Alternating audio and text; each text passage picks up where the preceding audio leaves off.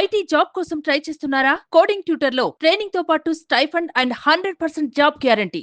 నమస్తే, welcome to Suman TV. నేను మీ సాయి. 3 రోజుల పాటు తెలంగాణ వ్యాప్తంగా భారీ వర్షాలుంటాయంటూ వాతావరణ శాఖ హెచ్చరికలు జారీ చేసింది.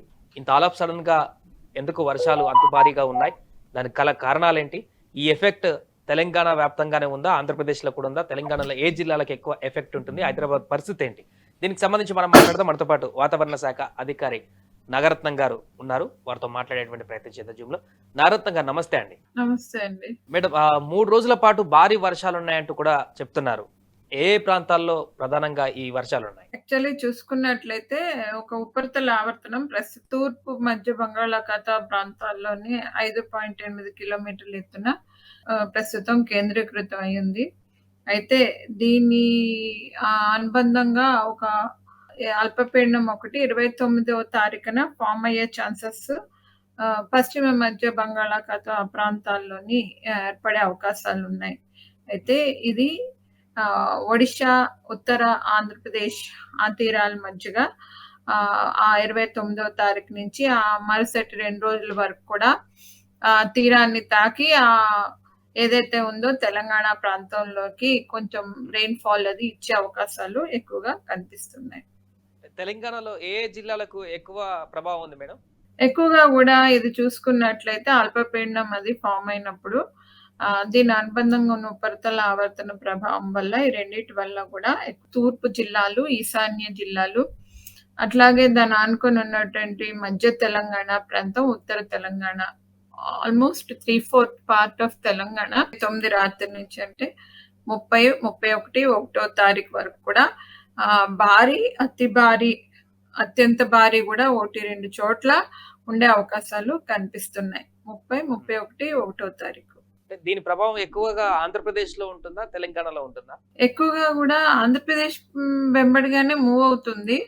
ఫస్ట్ 2 డేస్ ఆంధ్రప్రదేశ్, అలాగే తూర్పు తెలంగాణ పైన ఉంటుంది, ఈశాన్య తెలంగాణ పైన.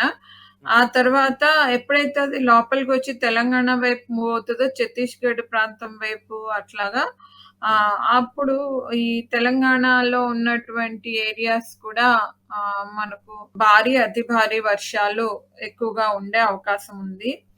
సో 30 నుంచి కూడా ఆరెంజ్ వార్నింగ్స్ అవి జారీ చేయటం జరిగింది 3 రోజుల వరకు. ఇది తెలంగాణ వ్యాప్తంగా మొత్తమా మేడం ఆరెంజ్ అలర్ట్? తెలంగాణ మొత్తం అంతా కూడా నేషనల్ లెవెల్ అయితే డిసాస్టర్ మేనేజర్స్ కి వాళ్ళందరికీ కూడా sub division wise orange alerts అవి ఇవ్వటం జరిగింది.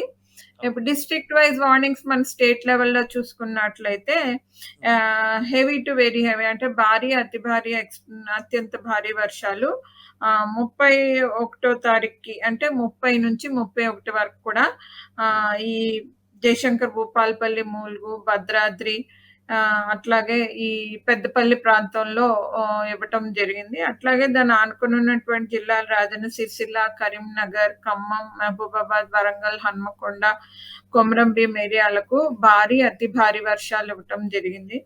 అట్లాగే కొన్ని జిల్లాలు దక్షిణ ప్రాంతంలో, సెంట్రల్ ప్రాంతం హైదరాబాద్ ఆనుకుని ఉన్నటువంటి హైదరాబాద్, యాదాద్రి, భువనగిరి, సిద్దిపేట, జన్గాం, సూర్యాపేట, నిజామాబాద్, మేడ్చల్, మల్కజ్గిరి, మెదక్, కామారెడ్డి జిల్లాలకు కూడా ఇవ్వటం జరిగింది. అట్లాగే 31వ తారీఖున ఇంకా కొంచెం ఎక్కువగానే ఉండే అవకాశాలు ఉన్నాయి.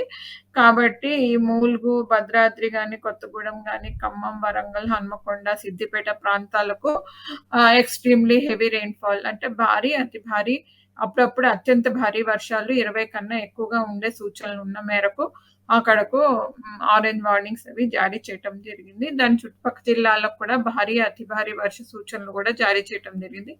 హైదరాబాద్ పరిసర ప్రాంతాలకు కూడా 31వ తారీఖున నుండి 1వ తారీఖు వరకు కూడా జారీ చేయటం జరిగింది.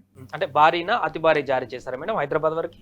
హైదరాబాద్ ప్రాంతానికి 30 రాత్రి నుంచి కానీ 31 తెల్లవారుజాము నుంచి కానీ భారీ వర్షాలు జారీ చేయటం జరిగింది. మోస్తారు వర్షాలతో పాటుగా భారీ వర్షాలు దాని పక్కన జిల్లాలకు కూడా 31 అంటే శని, ఆదివారాల్లోనే దీని ప్రభావం ఎక్కువగా ఉండే అవకాశాలు కనిపిస్తున్నాయి. కర్ణాటక, మహారాష్ట్రలో కూడా భారీగా వర్షాలు పడుతున్నాయి మేడం నిన్న మొన్నటి నుంచి. దానికి సపరేట్ ఏమైనా ప్రభావం ఉందా? దీని ప్రభావం కంటిన్యూ అవుతుంది అక్కడ? యాక్చువల్లీ అవి చూసుకుంటే మనకు గుజరాత్ ఆ పరిసర ప్రాంతాల్లో ఇవి ఉండటం వల్ల లో ప్రెషర్ ఏరియా దాని ప్రభావం వల్ల ఆ ప్రాంతాల్లోని కనిపిస్తుంది. కానీ ఇది కొత్తగా ఫార్మ్ అవుతున్నటువంటి లో ప్రెషర్ ఏరియా ప్రభావం వల్ల బే ఆఫ్ బెంగాల్‌లో ఫార్మ్ అయినటువంటి లో ప్రెషర్ ఏరియా ప్రభావం వల్ల తెలంగాణలోని, ఆంధ్రప్రదేశ్‌లోని ఎక్కువగా ప్రభావం ఉంటుంది.